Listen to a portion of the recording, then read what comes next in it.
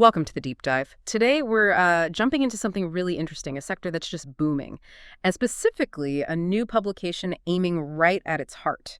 We're talking about eventmag.me. It's being called the first specialized magazine for the event industry, specifically in the Gulf countries. Pretty niche, right? It is, but the timing seems spot on. You've got this huge growth in the MIC industry that's meetings, incentives, conferences, exhibitions, all across the GCC. But despite all that activity, there really has been a gap, like a noticeable lack of a dedicated journal digging into the specifics for that region. And you can really see the demand. Event organizers, especially in hubs like Dubai, they need more than just general tips. They're dealing with, constantly changing DDCM rules or figuring out the landscape in Saudi Arabia with Vision 2030 happening, plus keeping up with hybrid events, sustainability. It's complex stuff. Right. They need practical local know-how. I mean, understanding a new safety rule properly could literally save them thousands. There was this real thirst for standards, trends, actual expertise. Okay. So it's plugging a very specific information hole. And for our deep dive today, we've looked at materials like eventmaniamagazine.pdf, the press release eventmag.pdf, and also a shoe.pdf boo. So our mission for you listening is really to give you a fast track to understanding what's happening in the Gulf event scene, all through the lens of this new magazine. Okay, let's unpack this then. If that's the gap, what's eventmag.me actually promising people? What's its core mission? Well, the headline is to inspire and inform, sure. But they dig deeper. They say they want to reveal how the most successful events in the region are truly built. That suggests, pulling back the curtain a bit, getting into the actual strategy, not just the shiny surface, kind of demystifying how these big successful events actually come together. Right, the how-to behind the wow. And who are they aiming this at? Is it purely for the industry insiders? It's actually pretty broad. It's B2B, definitely. So event agencies, DMCs, Yeah. those are the destination management companies, vital for international gigs, service providers too, but also B2C. They're talking to corporate clients, brides-to-be, private customers planning significant events. So, yeah, quite a wide net. Okay, that's ambitious. So how do they make themselves stand out, especially in a market like the Gulf, which is known for, pretty high expectations? What's their unique angle? Yeah, that's the interesting part. They're pushing hard on differentiation. It's not about just another site with venue photos or like basic decor ideas. They're promising deep dives into the strategies, trends, and technologies that make events genuinely successful. They want to be seen as the authority on what really works, sharing stuff that, honestly, top agencies might usually keep pretty close to their chests. So going beyond the surface level, what kind of actual content pillars deliver on that? What makes it special in practice? Well, they cover the whole range, weddings right through to massive corporate shows. But the unique bits, local case studies sometimes, even with budgets, which is pretty rare to see shared openly. Plus, getting inside info from government services, super valuable for navigating things locally. And of course, staying right on top of industry trends. Budgets, wow. Okay, so digging into the practical side, you mentioned navigating rules. Can you give a really concrete example of the kind of advice someone might find? Absolutely. Like they apparently have step-by-step guides on things like how to get your event license sorted in the UAE in like 72 hours. And crucially, how not to get hit with penalties. Yeah. Which, believe me, happens easily. They might point out, for instance, that hitting that 72-hour window often means having all your other government nods lined up before you even apply. Little details international teams might miss. Ah, okay. Super practical. And this advice isn't just theoretical, right? It's coming from people who actually do this stuff. Exactly. The sources stress the content is created by event industry professionals and, importantly, adapted to the region. So it's not just generic advice you could get anywhere online. It's tailored. It understands the local context, the specific challenges, the opportunities in the GCC.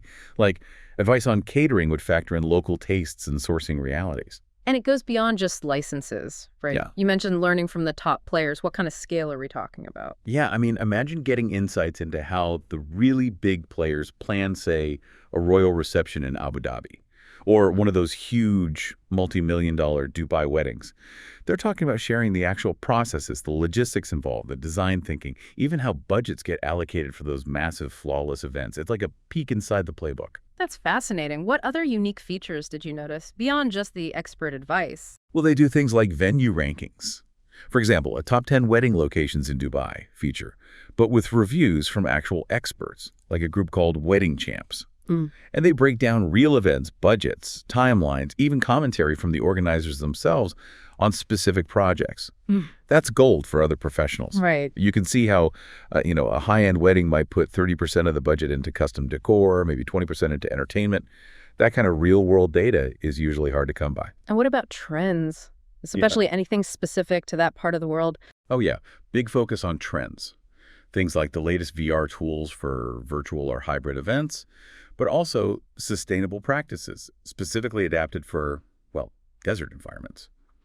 And their focus on SDG's sustainable development goals, it seems more than just talk. It reflects this growing pressure in the region for events to be more responsible, and they offer practical ways to do that, even with local constraints. And this sort of leads to their whole philosophy on quality, which seems really central. They explicitly say quality over quantity, and we don't publish opinions, we publish expertise. They apparently have pretty strict criteria for who gets featured experts, companies. They look at reputation, client lists, nods from industry leaders, commitment to sustainability, even their digital footprint in the GCC. It's a serious vetting process. That's quite a filter. And you mentioned personal columns earlier. What's the deal with those? How do they add to this expertise focus? Yeah, those sound really interesting. It's basically industry leaders could be CEOs, producers, top chefs, art directors sharing their own takeaways, lessons learned, thoughts on business, creativity, managing teams. It's pitched as an unfiltered, living voice from inside the industry. So less about how-to steps and more about how these successful people think and operate. A rare kind of insight, really. Okay, so they've got this high-value, specialized content. How are they actually getting it out there? What's the distribution plan? It's very much a digital-first approach. They have the main website, naturally. Then there's a PDF archive on issue, see past issues, plus strong social media Instagram, apparently with video reviews, and a Telegram channel for, exclusive bits, and, of course, an email list. But it's not just digital. They seem keen on building a real community. They're planning things like webinars with guest experts, networking events, even offline meetups, like something called Event Masters Breakfast. And they plan to be physically present at the big industry shows, like the Middle East Event Show and Event Mania Festival. It's about being part of the conversation, not just broadcasting. Right, building that community feel. So with all this content and engagement, how does it actually make money? What's the business model underpinning eventmag.me? It looks like a mix of things. Sponsorship is one avenue. They call it premium partnerships. Then there's paid content, like native advertising and reviews. Also, more traditional ads, banners, modules in the publication. And they offer paid content creation services, too, leveraging their expertise for things like market analysis reports for clients.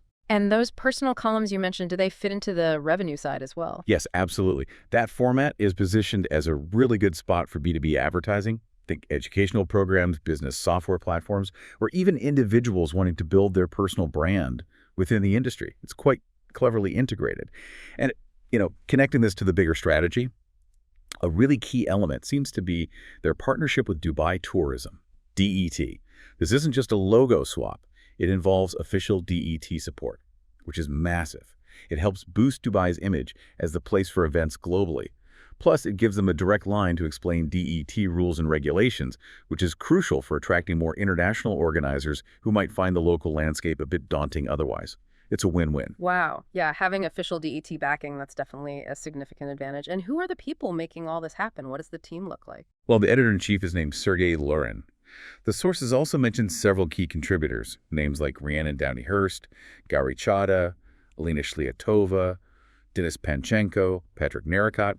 And beyond the editorial side, they have, dedicated creative and marketing teams handling art direction, photography, social media, analytics, the whole setup you'd expect for a modern media brand. Okay, so a solid team. And what about the rollout? What's their launch plan been like? It seems quite planned out. They started with an initial budget reported at 60,000 AED, did a 1-month pilot phase, like a test release, and the plan from there was to move to regular print issues every quarter, starting about 3 months after that initial launch. Makes sense. So looking ahead, what's their core path to success built on? What are they really counting on? I think it boils down to a few key things. One, the massive growth of the GCC event market itself. They're riding a wave.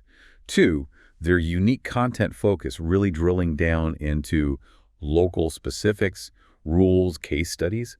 Three, the multi-platform digital approach. And four, definitely those strategic partnerships, especially with DET, but also with other key industry players. It seems like a pretty solid foundation. And they're already thinking about scaling beyond the magazine itself. The sources mention ideas like launching an event podcast, hey, maybe some competition for us. Also, creating some kind of profile award for the industry, organizing regular meetups in different countries across the region, and even a video channel, perhaps, with behind-the-scenes event content or entertainment shows. So they're definitely aiming to build a whole ecosystem, positioning EventMag.me right at the center of the event industry's knowledge network in the Gulf. Okay, we've covered a lot of ground on EventMag.me. As we wrap up this deep dive, looking at this whole approach, the hyper-local focus, the expert-driven content, the multi-platform strategy, what really stands out to you? What feels most innovative here? That's a good question. For me, it's less about just this magazine and more about the model itself. Think about it. This hyper-local, expert-driven, multi-platform content engine specifically designed for a niche but rapidly growing market with unique regulatory pressures. How might that model, that specific framework for delivering targeted, actionable knowledge apply elsewhere? Could you use something similar in other specialized industries you see booming? Maybe in renewables or advanced med tech, or even certain types of agriculture tech, especially in places facing similar rapid growth or complex local rules. Something to think about.